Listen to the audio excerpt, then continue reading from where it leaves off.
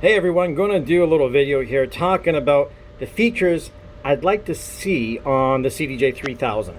These are things that could easily be changed with a bit of a firmware update. No big deal, but we're going to go through them. So right off the bat, when you load up a track, here's something I'd like to see. Just pull up anything. Well, that's a bad example. Just let me pull up something else. There we go. So I wish there was a way to be able to tell this to stay zoomed in. No, remember that I was zoomed in, so when I pull up a track, it looks just like that. You know what I mean? Because that's just,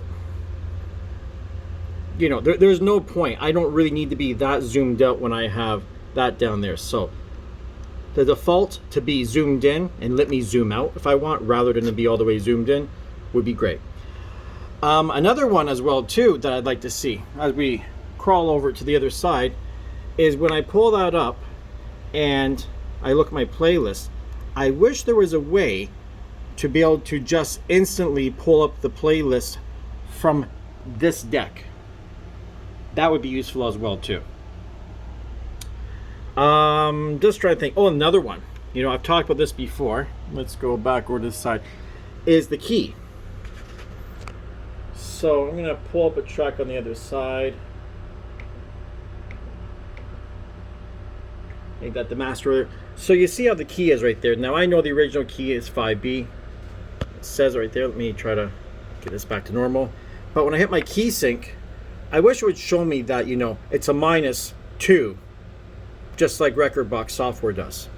It's a little small thing, no big deal. I can see that it's a 5 there, but it would just be kind of handy because it is in Rekordbox.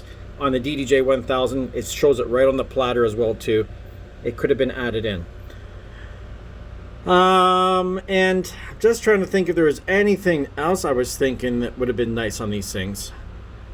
Yeah, you know what? I mentioned it before, I'll mention it again. And I had people say, well, like, you don't need that, but it should be able to be done. When I'm browsing for tracks, it would be nice if I could, from this deck here, load up that deck over there.